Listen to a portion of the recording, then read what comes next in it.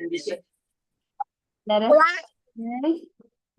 Okay, children, let us pray. Dear God, thank you for this wonderful day. Help us as we learn our English and have some fun. We love you, Lord. In Jesus' name we pray. Amen. Alright. Thank God, andito si Enzo. It means nagising siya ng maaga. No. The question is, did you take your bath today?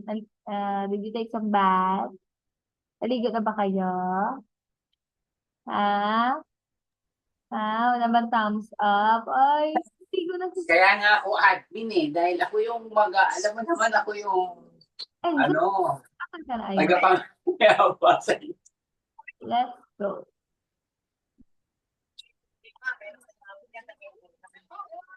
Ayan. If you can see, please read. Please read, children. Yan na yan yung usapan namin. Ako, baka dahil 5 yung nag-PM, kaya kung makaasta yun eh, Thumbs up. ano, Nakikita naman. concert. Can you repeat Take those to like up. Simple past tense.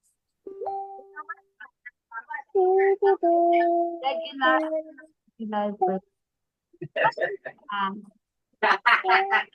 It happened. Kaya sabi ko, okay, pero wala akong tapos, yun nga, tapos si ate Mea, nag-PM, 20, huwag mo na i-stress sarili mo. Ay, Dito natin si Enzo, ha? So, verb classification. Punta muna tayo sa verb. Let's go on to verb. Let's see if you can still remember what is a verb for you. Who wants to share? What is a verb? Do you still have it on your mind? Huh? Enzo, what is a verb? Enzo, oh. What are you doing? Oh, he looks like he's dancing. Is that a verb? Yes or no? Ano? Is that a verb? Naku, baka mahina audio ako hindi marinig. Ayan. Ayan, can you hear me? Can you hear me na? Okay. Enzo. Enzo. Enzo, can you hear me? Yes. Okay, what is a verb?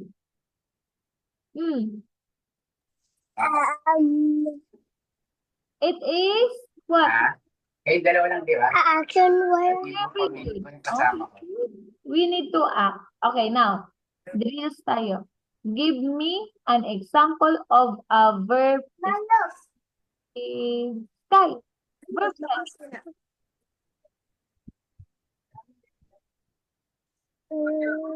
Give me a Running.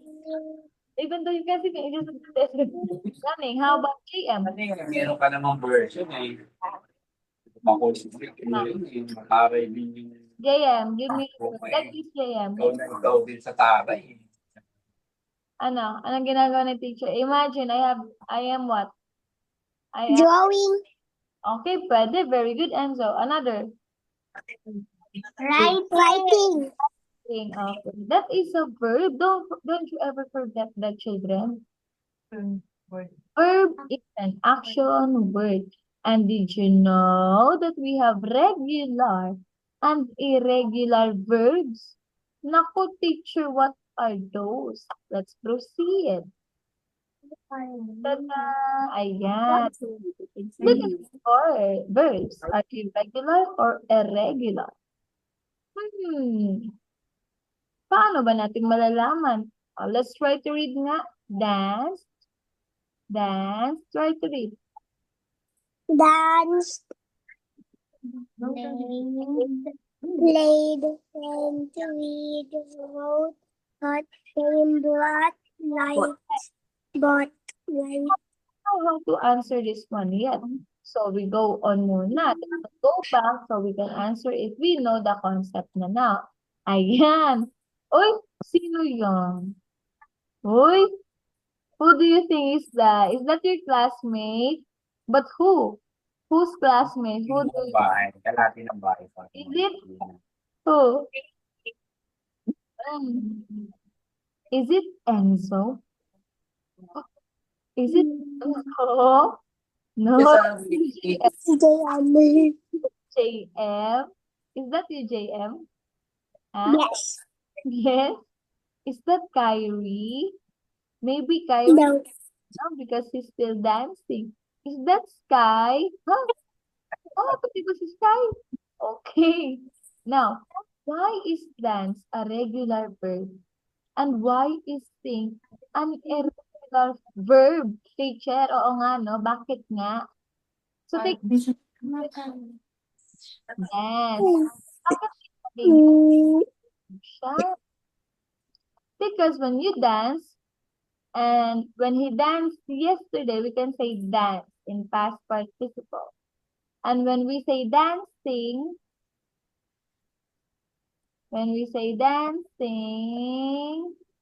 he is doing it right now. Can you show me your favorite dance movement? Huh? Enzo, dance nga. Ay, you have your dance. You face to face. As in, dit, dit, dit. Ay, may dance. Ay, apat. Ano yun? Parang ano yun, Sky? You can sing and dance. Showcase your talent. Let me see, Enzo. Let me see your favorite dance move. Ay, wala mga kumaten lang ng meeting. Kaya ako, please, gagawin niya ni Enzo. How about JM? What's your favorite dance step, JM? JM! Ay, sumasayo yung si JM. Now, that is a regular verb. Because you see, we're talking about past tense. When we put it in past tense, we just add D. Now, can we add D or D in sing? Sing. Teacher, I sing a lot. Oy, ngik ang pangit. Ano, good to hear. It is a wrong grammar. Teacher, I Sing so. Sing. Sing. wala na. Teacher, do you sing a lot? Sky, do you think it is ano, tama? Teacher, do you sing a lot? Yes or no? No. Oh, no. Then. Okay. How should it be? We say sing. I sing a lot. Can you sing? Okay, sing nga. Sing, children. Ay, Okay. sample. Sky, can you sing? Sing and dance again. Sing and dance.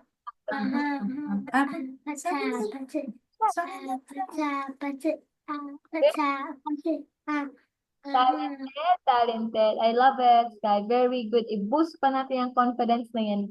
Kasi, did you know, children, you can earn by showcasing, by showing your talents. No? If you keep on practicing, why not? Diba? Oh, talent ni Sky, gymnast. Diba? Enzo, where are you?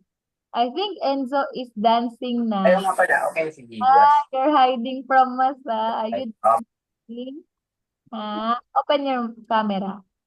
Open your camera, Michelle.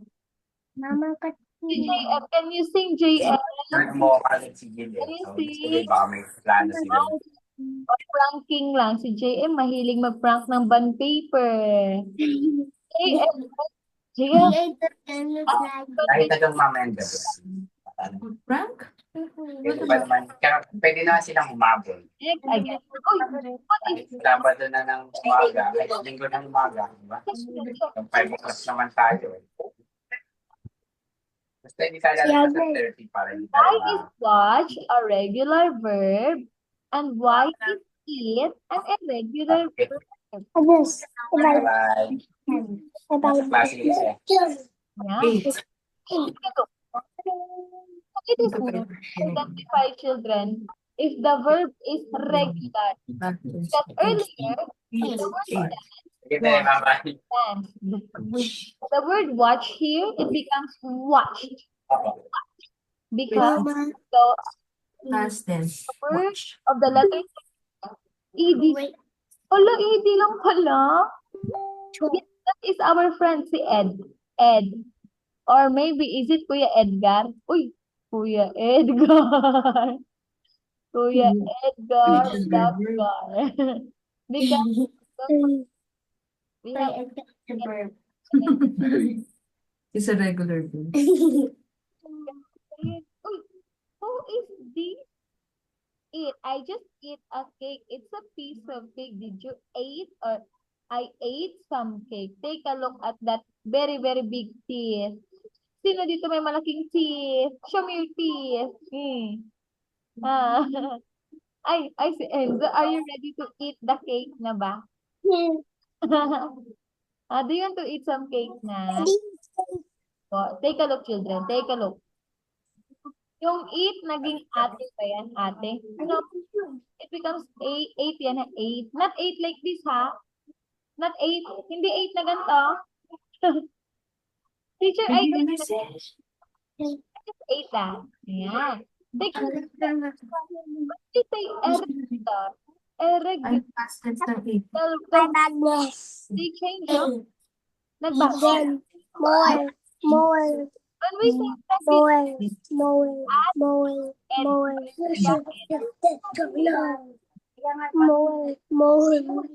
number of especially last tense of I it. see, and Sa pinasa. that's you. That's all. Take a look at Okay. bangs mo, parang hair na. Agnes, oh, is that you? Yeah, regular Agnes, verb. is that you? It's Agnes. Agnes pala eh. Okay, let's regular verbs. These are the past regular verbs. Children, do you like it? Do you want to draw that? Huh? I want you to draw that. It is important. Get your NB2, kopyahin ito, and draw. Draw someone that is laughing, or you can just copy this one. Draw this, so ma-retain natin kita. And don't forget the rules, Kuya Ed. Kuya Edgar. We just add ED. Okay? Okay, I'll give you 5 minutes. Kaya ba yan? O, go children.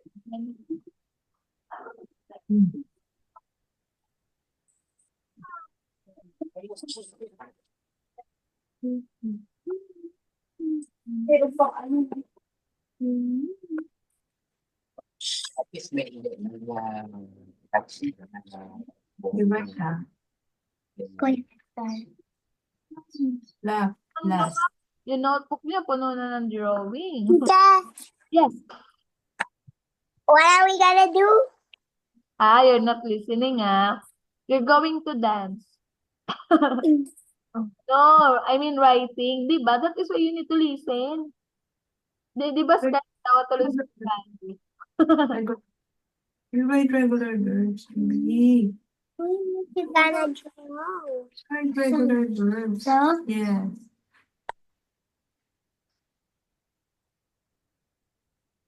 And then you need to show your drawing, ha, mamaya. Show it to us. Yes, walang takas si Enzo. Oh. Write that. Enzo.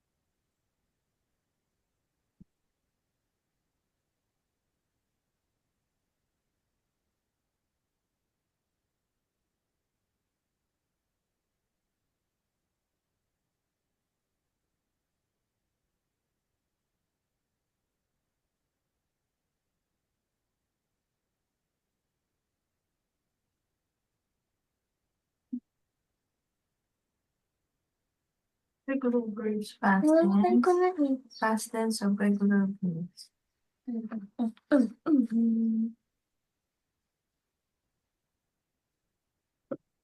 Enzo, sulat ha. 5 minutes. Ano na lang? 3 minutes. Past tense of regular verbs.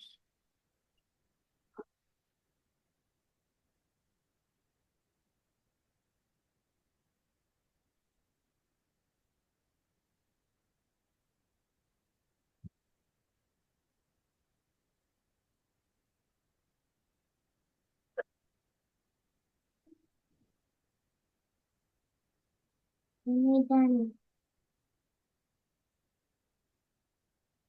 Sabi mo sa baba, laugh, laugh. Maliit lang. Para po yung draw mo.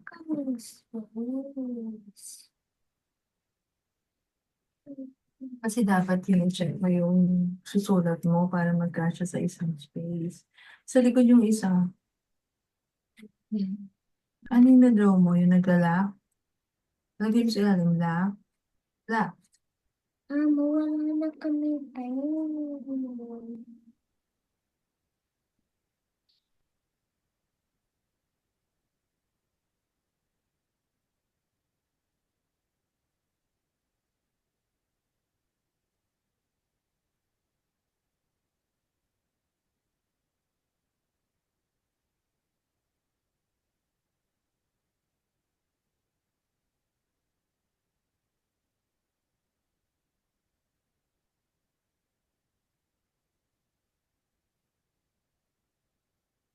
Madami.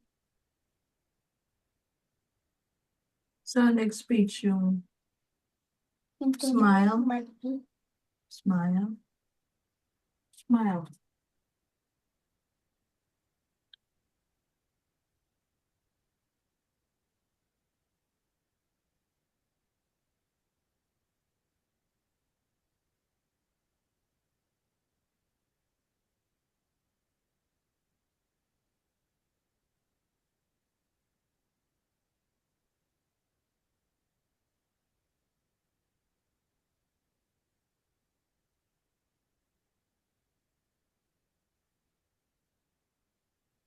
Teacher Dan.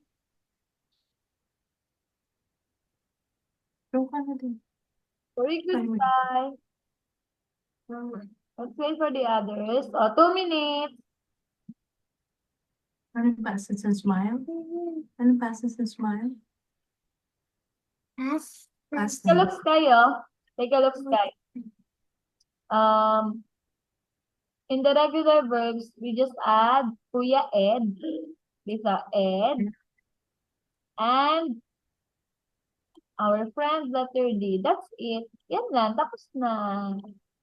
Regular verbs. You see, easy lang, no? Pag regular verbs, then. Pag regular verbs. What do you listen? Did you listen?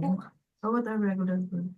Regular verbs are just like, Oh, Enzo, are you almost done? JM? Adding E, D, or and D. D for past tense. Example. Example. Example. Smile, Smile. smile. Another. Laugh, laugh. Laughed. Laugh. Stay there, stay there, stay there. Ano No, no, no. Hindi.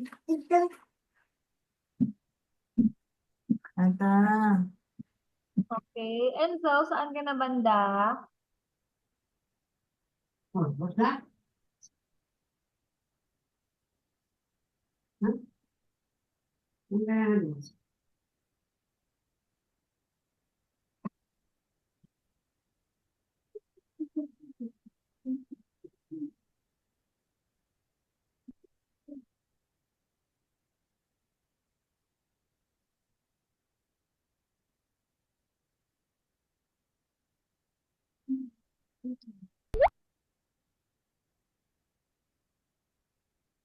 Mo yun. Post mo. JM, ay, ang cute. May color. Let me see nga. Ayan. Very good naman. May color yellow din. Ikaw. Ayan, patingin. Patingin pa. Let me see. Let me see. Very good. Don't forget to write the date. January 17. Opo. Thank you.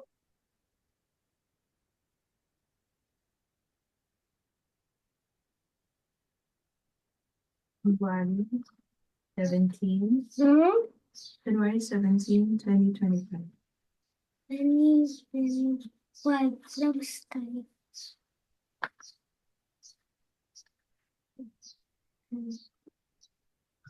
Mama, I want to know. Later ata. You just finished your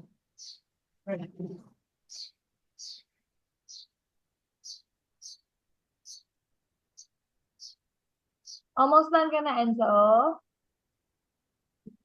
Not that. Okay. You can take some screenshot for this. You ask for help because we have limited time na lang. Ha? Do you know how to take some screenshot? Do you know? Because we still have to proceed to irregular verbs, alright? Okay. Done na, Enzo? Are you done? Sit down na, sit down na.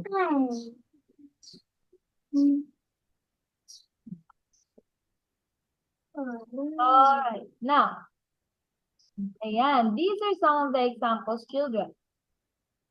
So, regular verbs, we just add ed. So, play becomes what? Played. You play. See, what did we add? Ed na. Played. Next one. So, take a careful look at the following chart. So, we have it a positive. So, when we are using simple past tense, we use I started. Ito yung yesterday. We did this. You, yung about you are pala yun, you was, were pala yun. So we have here, I, you, he, she, it, we, you, they. Then we just going to put the verbs, again, when we say verbs, action word, then we just put ed, that is positive, started, played, wanted, rain. Next. We got more examples. Take a look, a black cat. You will read, you read. So, Read. phone. Oh, ano pa? Told. Arrive. Right. Walk. Okay, take a look at the word phone. Ask. Very good. Take a look. Wala siya E. Why do you think there's no E at all? Because there is already what? There's already letter E. Can we double it? Can we say, teacher, I got phoned. I got phoned. Teacher, I arrived. Do you want to speak like that? No. That is why we only put letter D na lang. Since we have letter E already. And, ayan. Ayan. Irregular verbs. Take a look. So, these are the past tense of a regular verb. He comes a. Now, please, ayan, picture na lang po muna or screenshot. Ayan lang yung susulat siya. Screenshot na lang muna kasi yung time natin eh. Ha? Done na ata si JM. Irregular. So, ask na lang. Enzo, you can tell your to Verbs. dad or I did not take a screenshot of so, verbs. picture, pwede picture, ha? So, that is the past tense of irregular verbs. What happened? Meron po bang ED? Is there ED? Is there Kuya Ed and D? Yes or no? No. No, because today we are not talking about regular. We are talking about irregular. Ew. It's like, ew, I don't want Ed and D. I am irregular. I want to change. Take a look. It's all about changing the word. You see? You say irregular. Next one. Let's see some examples. Teacher na. Ta-da! Ayan. So, irregular verbs do not add ed. You see? Yesterday, Carrie hung up her clothes or hung up her clothes. What do you think is the correct answer? Is it hung with the letter A or hung with letter U? What do you think? Hang It's hung where? A or U? you. U. Okay. Now, why do you think it is U? It's because we are talking about present tense or past tense. We have heard of some keywords. Yesterday. It happened yesterday. Tapos na. So, we need to hang it. Hang. Maanghang? Hindi po. Iba po yan. Ayan. Take a look at the chart below. We have here the infinitive form and simple past tense. Some of it, children, hindi nagbabago. Some of it is, just the same, may nagbabago. Like this, cost. Halaga. How much is that? What is the cost of that? Right. I just write that, or I wrote it yesterday. Let's go. We went to the mall. Let's go to the mall. We went to the mall yesterday. Do you think I can do that? Yes, I did it. O, diba? Can you read? I want to read. We just read that. You see, children, when we say read, based yan sa pronunciation. We are able to know na past yan kapag we read it like this. I just read that. Read. Instead of saying I read that, I just read that. Oh, I read it from some. I read it from some.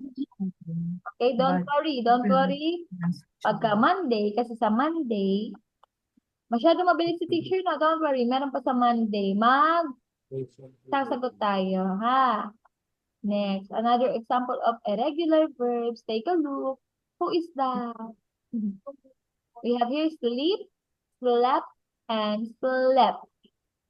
Hey, let me see, Enzo. I just saw it. Let me see. Okay, very good. So, ayan, marami pa, no? So, you see, children, if you read a lot of words, basa-basa, you are able to identify this one very easy. Meron sa YouTube, ha, if you are tired of just reading it, we have interactive videos sa YouTube. There's a lot of good teachers there also. And good animation yan. Meron pa tayo, affirmative sentences. I cooked yesterday. Ayan. Bakit kaya may ed, may ed? It's because we are talking about what happened already yesterday. It means kahapon. He bought a new car. Instead of buy, we are going to say bought. I just bought that. I bought that from last year. That's it. Okay, tapos na natin yung slide. Okay, who is this? Oh, what are they doing? Interrogative and negative sentences. Take a look. Did you eat my food? Oh no, I didn't eat your food. Pero, take a look at the tummy of that dog. Busog-lusog. Busog-lusog.